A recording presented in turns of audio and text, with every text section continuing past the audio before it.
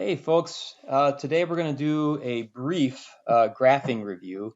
If you want to take a moment, pause the video and kind of copy down the sketch of all the graphs I have, you can do that now. Alrighty, so what we're going to talk about very briefly is what's happening in each of these graphs, 1 through 9.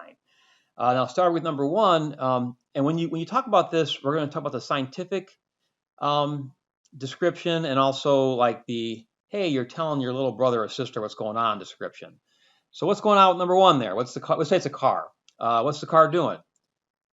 Okay, well, you cannot answer that question yet because I have not labeled the axes on the graph.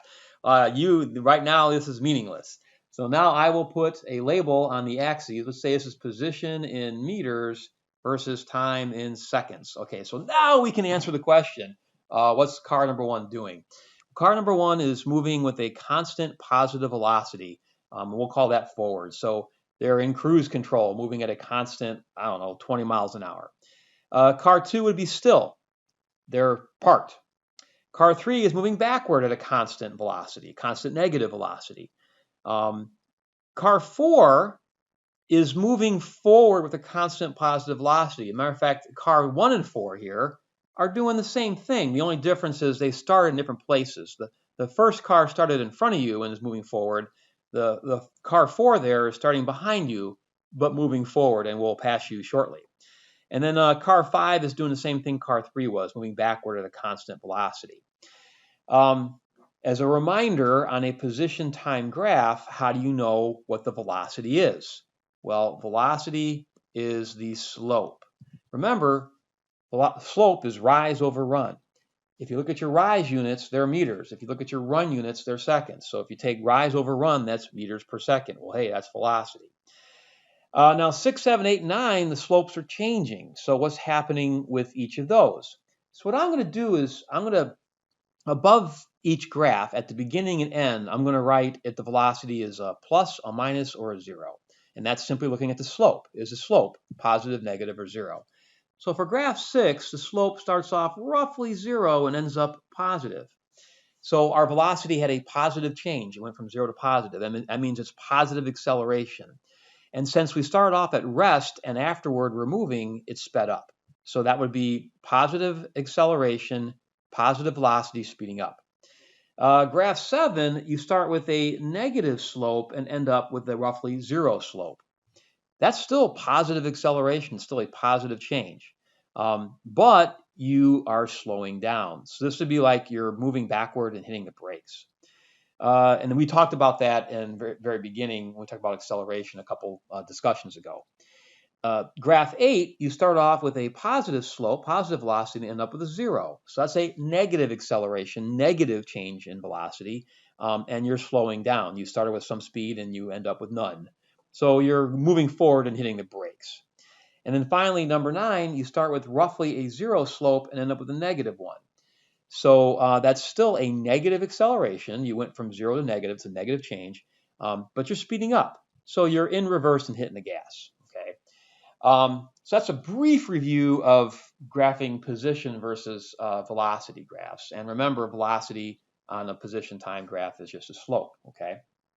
Now, if we have velocity graphs, so I'm going to draw some of these graphs over again. But now it's velocity time graph, velocity in meters per second and time in seconds. And I'll draw some of the same 3 looking shapes on this graph. We'll call this 1, 2, 3, 4, and 5. Now what's each car doing? So graph 1 here is different than graph 1 on the previous graph. Even though they're the same shape, they mean something totally different because now it's velocity. So in this case, our velocity, we had a value here, and now we have a higher value there. So the velocity increased from perhaps, 15 to 25 meters per second. So that would be positive velocity, and it would be positive acceleration, and you're speeding up, okay? Because both these velocities are positive, but it's increasing as you go. As a reminder, how do you find acceleration on a velocity graph? Well, acceleration is the slope. You're taking the rise, which is meters per second, and dividing it by the run, which is seconds. And no, the seconds do not cancel out. This would be meters per second, or meters per second squared, and both of those are acceleration. For graph 2 there, the car is moving at a constant velocity. You're in cruise control. Now again, notice this graph, this shape on this graph means something totally different than this shape, the same shape on a different graph, okay? This graph is saying, hey, the velocity is staying the same the whole time. You're in cruise control.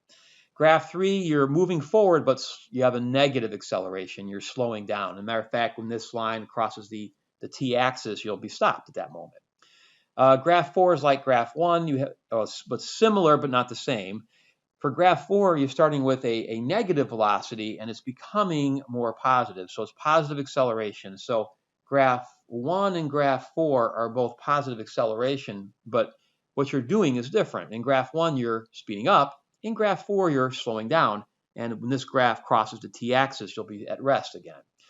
Graph 5 is negative acceleration, and you're speeding up. Your velocity is becoming more and more negative. In other words, your car is in reverse and you're hitting the gas. Now, a couple other things, review from last year for you guys. If you have position, velocity, and acceleration, to get from a position to a velocity graph, you find slope. To get from a velocity to acceleration graph, you find slope. Well, what about going in the other direction? Okay.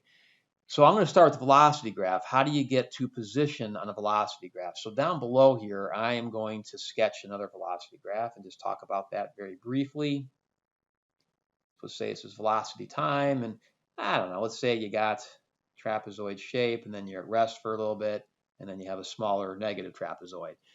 So what this car did was it started from rest, it sped up to a velocity, he stayed in cruise control for a while, he hit the brakes and stopped, he stayed stopped for a few moments, then he hit the gas in reverse and sped up in reverse, and he was cruising backward for a while. By the way, be careful when you're doing this.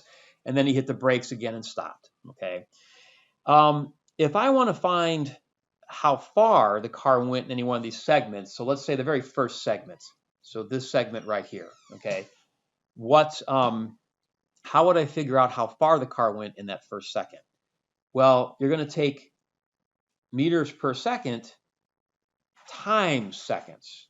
In other words, you're going to find the area underneath the graph. Now, when we say area underneath the graph, what we mean is the area between the graph and the t-axis, okay? So from the graph, you go down to the t-axis and you find that area. Now that area tells you the displacement, and I'll write that up here in our little shortcut thing. That's delta x. Now notice I wrote the delta really big. That's your change in position.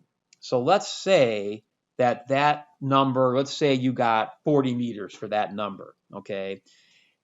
That just means how far the car traveled during that time frame. It doesn't tell you where the car is at. So for instance, if the car started 100 meters away from you and this area was 40 meters, then your final position would be at this spot right there would be 140 meters.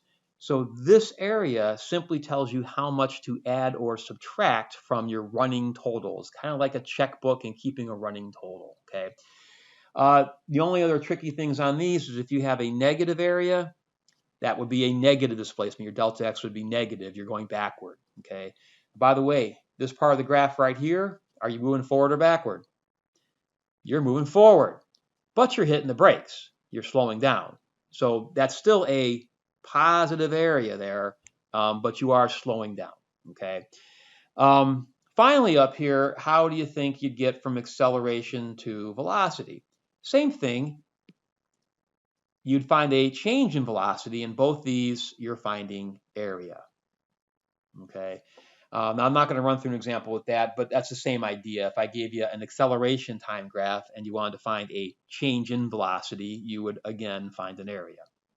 So I know this was a very quick and brief review. This is just a quick reminder and refresher from all the stuff you learned last year. I hope it was helpful.